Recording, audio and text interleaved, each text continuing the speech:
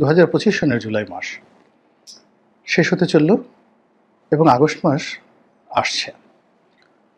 গত বছর আগস্ট মাসের 5 তারিখে শেখ হাসিনা বাংলাদেশ ছেড়ে ভারতে আশ্রয় নিয়েছিলেন এবং 15 বছর একটি রেজিমের পতনের পর সারা বাংলাদেশ আগস্ট মাস জুড়ে উল্লাসে উন্মত্ত ছিল এবং সেই আগস্ট মাসে যা কিছু ঘটেছে বাংলাদেশে, সেটা হত্যাকাণ্ড হোক, চুরি ডাকাতি রাহাজানি হোক, কিংবা ঐতিহাসিক 32 নম্বরের ভবনটিকে গুড়িয়ে দেওয়ার মতো ঘটনা হোক, মানুষ গত বছর আগস্ট মাসে এসব নিয়ে চিন্তা করছিল না। তাদের ভিতরে একটা আবেগ কাজ করছিল, বিজয়ের একটা উল্লাস কাজ করছিল এবং তারা এই জুলাই আগস্ট বিপ্লবের যারা নায়ক, ছাত্র ছাত্রী, তাদেরকে মনে করতো মাথার তাজ, তাদেরকে মনে করতো যে আদরের প্রিয় সন্তান। আর অন্যদিকে তাদের মাথার উপরে যিনি বসেছিলেন, ডক্টর মোহাম্মদ ইউনূস এবং তার যারা উপদেষ্টা মণ্ডলী রয়েছেন, সবাইকে দেশের 18 কোটি মানুষ, তার মধ্যে আওয়ামী লীগের একেবারে কট্টর যারা রয়েছেন তারা ছাড়া প্রায় সবাই মানে ত্রাণকর্তা হিসাবে তারা স্বীকার করে নিয়েছিল এবং তাদেরকে একটা সীমাহীন লিবার্টি দিয়েছিল যে তারা করুক, যা ইচ্ছে তাই করুক। শেখ হাসিনার পতন হয়েছে, আওয়ামী লীগের পতন হয়েছে, এর চাইতে বড় প্রাপ্তি আর আমাদের জীবনে কিছু হতে পারে না। তো এই যে গত বছর আগস্ট মাসের যে সুখানুভূতি, সেই সুখানুভূতি 2025 সনে এসে কেমন আছে? তো এক্ষেত্রে যা হতে পারত সেটি হলো যে সমস্ত জনগণের ভালোবাসা ছিল, সমর্থন ছিল এবং মানুষ শেষের দিকে যখন পুলিশ খুব নিষ্ক্রিয় হয়ে পড়েছিল, তো যে সামাজিক বন্ধন তারা গড়ে তুলেছিল, যেভাবে তারা নিজেরা মানে ছাত্র এবং জনতা রাস্তায় নেমে রাস্তার ট্রাফিক নিয়ন্ত্রণ করেছিল। এক রাতে আমি দেখলাম যে রাতে 12টার সময় আমি টকশো করে আসছি, এটা সম্ভবত 2024 সনের সেপ্টেম্বর বা অক্টোবর মাসে রাত 12টার সময় জাতীয় সংসদ ভবনের যে সামনের অংশ, মোহাম্মদপুর, ধানমন্ডি এবং সুবহানবাগ, ওই মোড়টাতে প্রচণ্ড রকম ট্রাফিক জ্যাম। তো অত রাতে সেই 20-25টি ছেলে, যারা হয়তো নবম দশম শ্রেণীতে পড়ে, তারা দায়িত্ব পালন করছিলেন। তার সঙ্গে আরও 20-25 জন বয়স্ক মানুষ, স্পষ্টতই তাদের পোশাক আশাক দেখে বোঝা যাচ্ছিল যে তাদের সবারই বাড়ি এবং গাড়ি আছে, সচ্ছল, অভিজাত, ধনাঢ্য এবং স্থানীয় বাসিন্দা। অর্থাৎ রাত্রি 12টার সময় যে ট্রাফিক জ্যাম হয়েছে, অনিয়ন্ত্রিত জল ব্যবস্থা, রাস্তায় কোনো পুলিশ নেই, মিলিটারি নেই, কিচ্ছু নেই, ঠিক সেই সময়টাতে 50 জনের মতো ছাত্র আর 50 জনের মতো বয়স্ক মানুষ, যাদের বয়স 40 থেকে 60 বছরের মধ্যে, তারা রাস্তায় নেমে এই তাদের অনভিজ্ঞতা প্রসূত আন্তরিকতা দিয়ে পুরো ট্রাফিক ব্যবস্থা নিয়ন্ত্রণ করার চেষ্টা করেছে। অনেক এলাকাতে সাধারণ জনতা থানা পাহারা দিয়েছে, পুলিশকে নিরাপত্তা দিয়েছে সাধারণ জনতা, এই 2024 সালে।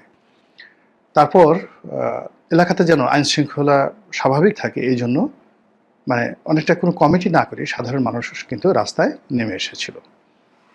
তো এইরকম ভালোবাসা, এরকম যাকে বলা হয় কোঅপারেশন, তারপরে এরকম কাঁধে কাঁধ মিলিয়ে দেশের জন্য বিনা স্বার্থে কাজ করার নজির আমি এই বাংলাদেশে দেখিনি। 72-73 সনে কিন্তু আমি এই দৃশ্য দেখিনি। আমার মনে আছে এখনো, ওই সময়তে আমি একেবারে বালক, তারপর আমার সেই 71-72-এর ঘটনা মনে আছে, একেবারে স্পষ্ট মনে আছে। তারপর 75-এর 15 আগস্টের পরে যে অবস্থা হয়েছিল সেটা আরও মনে আছে। সত্তার সাহেবের পতনের পর যে অবস্থা হয়েছিল, তখন তো বলতে গেলে রীতিমতো প্রফেশনে চলে এসেছি। তো যার জন্য অতীতের যে ধারাবাহিক আমাদের বাঙালি জাতির ঐক্যবদ্ধ হওয়া, বিনা স্বার্থে কাজ করে এবং স্বপ্নের মানুষদেরকে ক্ষমতায় বসিয়ে তাদেরকে সমর্থন দেওয়া, রাজনৈতিক ক্ষেত্রে যে ঐক্যবদ্ধতা, এটা ডক্টর মোহাম্মদ ইউনূস সরকার যেটা পেয়েছিলেন গত বছর, সেটা গত 11 মাসে পতন হতে হতে হতে এমন একটা পর্যায়ে চলে আসছে। এখন যদি বলা হয় যে দল কোনটাকে আপনি পছন্দ করবেন, আওয়ামী লীগ না এনসিপিকে, কে বেশি ভালো, কে বেশি মন্দ, শেখ হাসিনা নাকি ডক্টর মোহাম্মদ ইউনূস? এই ধরনের ভোটাভুটি যদি হয় তাহলে বুঝতে পারেন যে ফলাফলটা কোন পর্যায়ে চলে আসবে। আর যদি আওয়ামী লীগকে মানে ছেড়ে দেওয়া হয়, আর যদি জেনারেল ওয়াকারুজ্জামান বলে ফেলেন যে আমি আর এনসিপিকে প্রোটোকল দিতে পারবো না, এই সরকারের প্রতি সেনাবাহিনীর যে দায়িত্ব এবং কর্তব্যবোধ ছিল সেটা আমরা উইথড্র করলাম এবং আমরা ক্যান্টনমেন্টে ফিরে যাব। আমাদের কাজ হলো দেশ রক্ষা করা, অভ্যন্তরীণ যে গোলযোগ, এই গোলযোগে আমরা অনেক কিছু হারিয়ে ফেলছি, we are going to cantonment. সেনাবাহিনী যদি ঘোষণা দেয় যে আমরা ক্যান্টনমেন্টে ফিরে গেলাম এবং সঙ্গে সঙ্গে তারা যদি ক্যান্টনমেন্টে ফিরে যায়, একবার একটু চিন্তা করেন তো, জাস্ট ফর 1 আওয়ার, 1 ঘন্টা 60 মিনিট, এই 60 মিনিট সময়ের মধ্যে সারা বাংলাদেশের গোপালগঞ্জের কথা বাদ দিলাম, এই ঢাকা শহর কি হতে পারে, কি ঘটতে পারে, সেই জিনিসগুলো একটু চিন্তা করেন।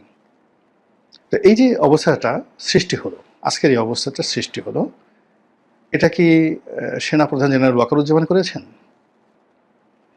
এটা কি বঙ্গভবনে বসে শাহাবুদ্দিন চুপ্পু করেছেন? কিংবা যারা পালিয়ে গেছেন, আওয়ামী লীগের শীর্ষ নেতৃবৃন্দ, শেখ হাসিনা, জয়, পুতুল, শেখ রেহানা, তার ছেলে ববি, রূপন্তী, তার মেয়ে রূপন্তী, টিউলিপ সিদ্দিকী, তারপরে ওবায়দুল কাদের, জাহাঙ্গীর কবির নানক, ওনারা কি এই গত 11 মাসে আজকের এই যে অবস্থাটা তৈরি হয়েছে, এই অবস্থার জন্য তাদের 1% ভূমিকা আছে বা কোনো ভূমিকা আছে? তারা তো ওখানে বসে ফোঁসফাঁস সেই মানে বিখ্যাত সেই যে কবিতা, সুকুমারের কবিতা, বাপুরাম সাপুরে কোথা যাস বাপুরে, আয় বাবা রেখে যা, আয় বাবা দেখে যা, দুটো সাপ রেখে যা। তো এরকম তারা দিল্লিতে বসে যে ফুসফাস করছেন, সেই বাপুরাম সাপুরের সেই সাপের মতো, যার চোখ নাই, দাঁত নাই, কান নাই, এবং যাদের মানে হুকুম তামিল করার মতো এই বাংলাদেশে কেউ নেই, নো ওয়ান। তাদের অফিসে হেগে দিচ্ছে মানুষ, তাদের কেন্দ্রীয় অফিসে সে প্রস্রাব জল বিয়োগ করে যাচ্ছে, তারপরে শেষে তাদের মূর্তি থেকে শুরু করে তাদের যা কিছু রয়েছে বাংলাদেশে সব কিছুই বর্জাগার হয়ে গেছে। আর তারা দূরে বসে বসে কী করছেন? আমি চেয়ে চেয়ে দেখলাম, শুধু চেয়ে চেয়ে দেখলাম, এই কথাগুলো তারা সেখান থেকে বলছেন। তো ফলে এখানে তো পাদ্যপিঠে আওয়ামী লীগ নেই, ছাত্রলীগ নেই, যুবলীগ নেই, সালমান এফ রহমান নেই, আওয়ামী লীগের দোসররা নেই, আওয়ামীপন্থী সাংবাদিকরা নেই, কেউ নেই। ফলে পুরো মাঠই তো বিএনপি, জামাত, আওয়ামী বিরোধী যারা শক্তি তাদের দখলে, পুরো রাষ্ট্র ছাত্রদের দখলে, মানে এনসিপির দখলে, সরকার ডক্টর মোহাম্মদ ইউনূসের দখলে। তো সেখানে গত 11 মাসে এই যা কিছু ঘটেছে, সেই ঘটনার ফলে সেই 2024 সনের আগস্ট মাসের উৎসাহ কেন নেই, উদ্দীপনা কেন নেই, সেই স্বপ্ন কেন নেই, সেই ভালোবাসা কেন নেই? বাংলাদেশের একটা বিখ্যাত গান অনেক আগে গেয়েছিলেন জনাব হায়দার, কি দেখার কথা ছিল দেখছি, কি শোনার কথা ছিল শুনছি। এগুলো তো আমাদের দেখার ইচ্ছা ছিল না, এখন যা কিছু দেখছি, এখন যা কিছু শুনছি, এগুলো তো শোনার জন্য আমাদের কান, আমাদের পঞ্চেন্দ্রিয় প্রস্তুত ছিল না, কিন্তু সেই জিনিসগুলো আমরা এখন হচ্ছে। এবং সারা দেশে এখন যে সকল অস্থিরতা চলছে, এবং প্রতিদিন গুজব, একটার পর একটা গুজব চলছে, যেভাবে আতঙ্ক ছড়িয়ে পড়েছে, আমার কাছে মনে হচ্ছে যে এই যে আমাদের ঢাকা মহানগরী, এই মহানগরীতে চলতে গিয়ে এই মহানগরীর বাসিন্দারা বা বাংলাদেশের অন্যান্য অঞ্চলে যারা শান্তিপ্রিয় জনগণ, যাদের ঘরে সুন্দরী কন্যা আছে, যাদের অর্থবিত্ত আছে, যাদের ক্ষমতা আছে বা ছিল এক সময়, এই মানুষগুলো এখন এতটা অসহায় হয়ে পড়েছে। আপনি বোঝার চেষ্টা করুন, পুলিশের ওসি হুলিয়ে নিয়ে ঘুরে বেড়াচ্ছে, পুলিশের ডিআইজি পদে আছেন, প্রতি 1 মাস পর পর, 15 দিন পর পর ডিআইজি, এসপি, ডিসি, তারপরে শেষে সেক্রেটারি, জয়েন্ট সেক্রেটারি, দল বেঁধে এই শুধু চাকরি যাচ্ছে আর যাচ্ছে। আতঙ্কে মানে পুরো মানে সরকারি রাষ্ট্রযন্ত্রে যাকে বলা হয় রীতিমতো অস্থিরতা দেখা দিয়েছে। যারা বিজয়ী হচ্ছেন তারা বিজয়ের আনন্দ পাচ্ছেন না, আর যারা পরাজিত হচ্ছেন তারা পরাজয়ের বেদনাটুকু অনুভব করার মতো পরিস্থিতি তাদের নেই।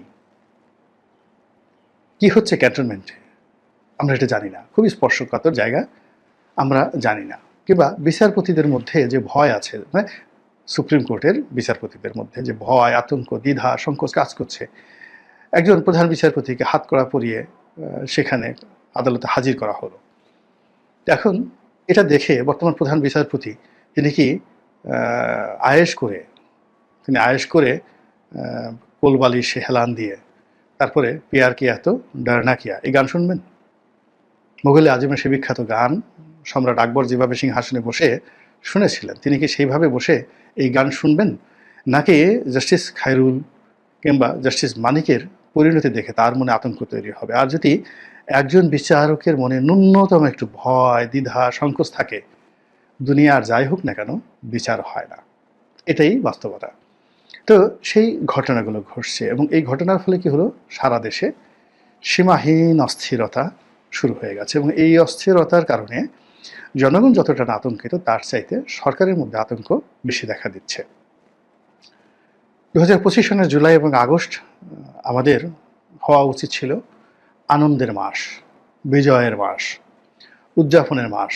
এই পুরো মাসে আমরা আনন্দ করব, গান বাজবে, দেশাত্মবোধক গান বাজবে, জাতীয় সঙ্গীত বাজবে, নাটক হবে, সিনেমা হবে, তারপরে আলোকসজ্জা হবে এবং আমরা দল বেঁধে মানুষ শাহবাগে রাতে সাংস্কৃতিক অনুষ্ঠান শুনবো।